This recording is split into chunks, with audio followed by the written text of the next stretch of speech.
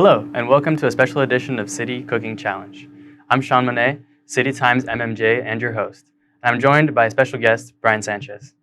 Like all of us here at City, Brian is a student at Grossmont College. But he is joining us today as a special guest cook from White Rice Bodega, a Filipino restaurant in Normal Heights. Welcome, Brian. Thank you.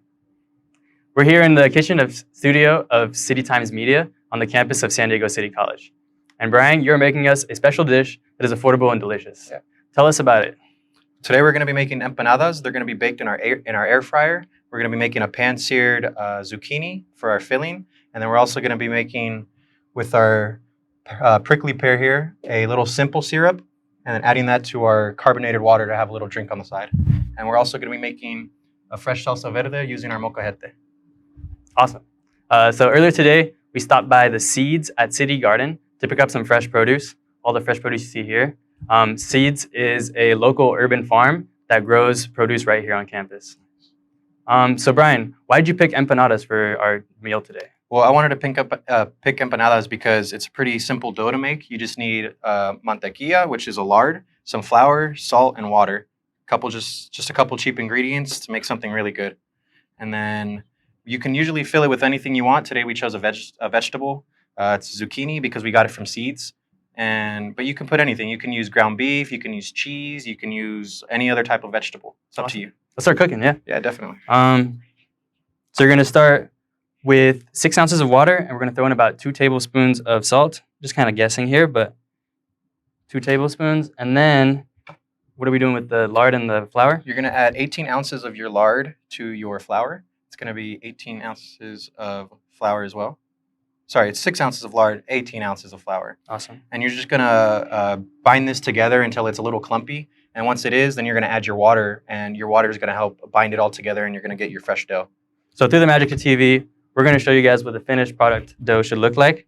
This is after you've kneaded it for a little while. How long would you say you should knead it for? You should knead it until it's a good consistency. You don't want it too soft. You don't want it too firm either. You just want it nice so it's like malleable. You want to be able to touch it and pick it up. And so once you've got this, I can just flour my board and roll it out, yeah?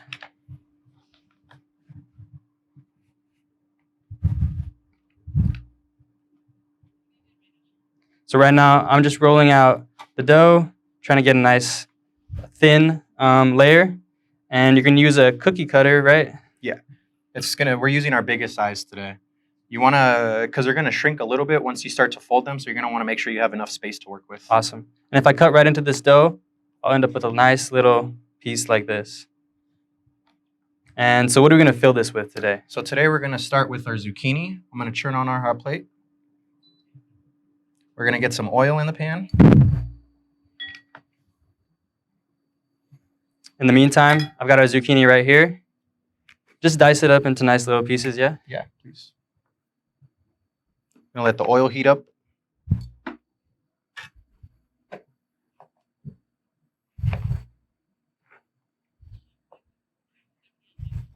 Just be careful with your hands at home when you're using a sharp knife. Cut from your knuckles, not from your fingertips. And so my cuts aren't exactly perfect, so we're going to use Brian's today over here. We got some ready for you guys. Just going to toss those in. You're going to add a little salt and pepper if you don't mind. You can season it with whatever you want to. You can throw oregano, you can throw any kind of seasoning, salt, garlic salt, whatever you want, whatever kind of flavor profile you're going for. Today we're just going to go for something quick, simple, affordable, nice and tasty. And how long would you cook this before you say it's ready? You want to cook this, since it's going to be getting cooked in your empanadas anyways, you only want to cook this until it's brown. So you're going to want to cook it as high of a temperature as you can for as short as you can. Okay. And we'll end up with nice caramelized zucchini. Awesome. And so once I've got this, I can take it off the heat. It looks kind of like this, and I'll throw it directly into the empanada. Right into the center. You don't want to do too much, because if you do too much, it's gonna open up your empanada. You're gonna fold it into a half circle. Fold over that first crease, second crease, third, fourth, fifth, so on until you're done. So you got a little empanada. Cool. Awesome. And then from here, you want to get those into the air fryer? Awesome. Yeah. So today we're air frying them What's another way you could probably cook these? Empanadas, you can bake them, you can fry them, or you can air fry them. So we've got our air fryer today at 350. You're going to want to cook them for about 15 minutes. So we'll come back to these. In the meantime, what are you going to put on top of these empanadas? So today we're going to be serving our empanadas with freshly made molcajete salsa. We're going to be using tomatillos, chilies serranos, and garlic. This is what we got today. We got these all fresh from seeds this morning.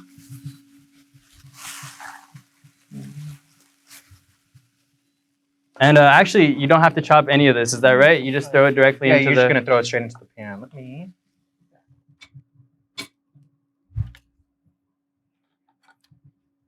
Do you mind passing me a napkin real quick, Sean? Thank you. And we can just go straight into the pan. And you're going to want to char these. So you're going to want to keep a high heat and try to get them nice and, if you can, black. Because a lot of that's going to translate to flavor once you are actually crushing and emulsifying everything together. Awesome. And so once again, we're going to speed this up a little bit. You're going to want to leave these searing in the pan for about how long? Or maybe like 15, 20 minutes. Okay. Usually, instead of a pan, what I like to do at home is leave them over an open flame. It'll cook it a lot faster, and you'll be able to really get a lot of those flavors out. Awesome, yeah. And so it's going to look out like a lot like this when it's finished. And what are we going to do with this? To start the salsa, we're going to start by crushing up our garlic. I'm taking out the garlic cloves in here. And just a tiny bit of salt. Tiny bit of salt. You want to crush this up into a little paste. You might have to move a couple of things here.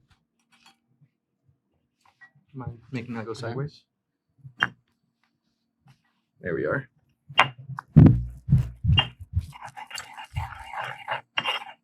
And from here, you can start to add your other ingredients. I like to go chilies and then tomatillos.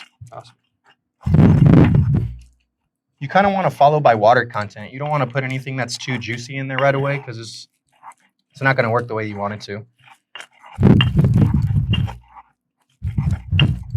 And Sean, if you wouldn't mind finishing that up, I'm going to hop on my next little... Can I add in the tomatillos? Absolutely.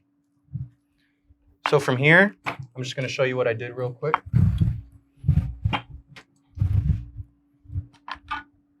So we took our prickly pear that we got from seeds today, and I used a strainer just to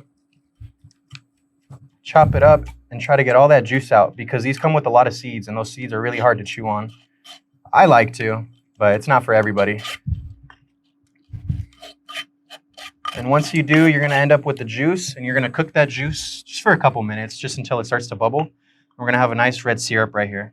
And is this sweet on its own, or would you add sugar to it? You can add sugar.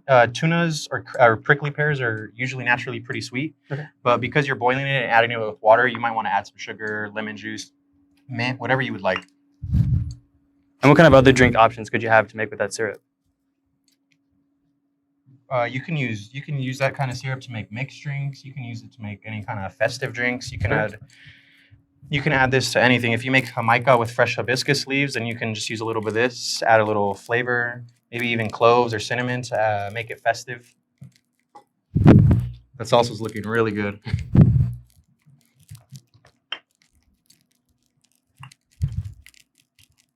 Let's check on our empanadas here. Almost there. Just gonna give them a little flip. Awesome.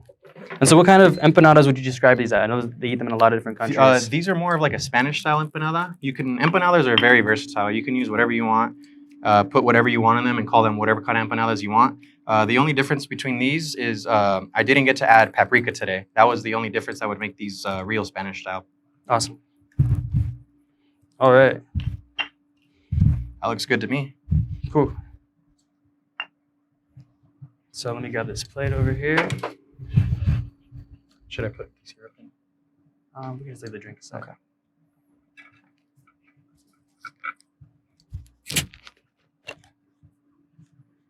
Let me get a nice little cut on this empanada here.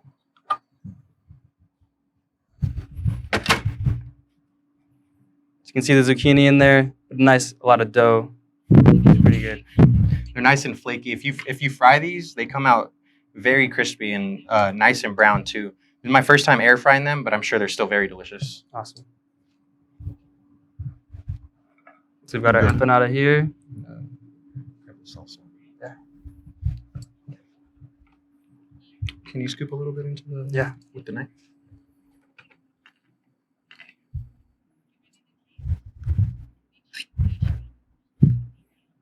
And just like a lot of you college students out there, I'm sure we're all a little short on some tools or certain things in the kitchen. So just always be sure to like use whatever you have, use your creativity, and at the end of the day, the job will get done. I'm sure everything's going to taste amazing. So we got 2 pieces right here. You down to try? Absolutely. Yeah. Cheers. Thank you. Get a little salsa.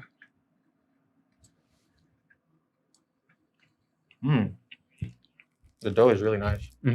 Really flaky, like you said. And the salsa definitely got some spice to it, but it's not overwhelming. Should we try the drink? Yeah. See if this works.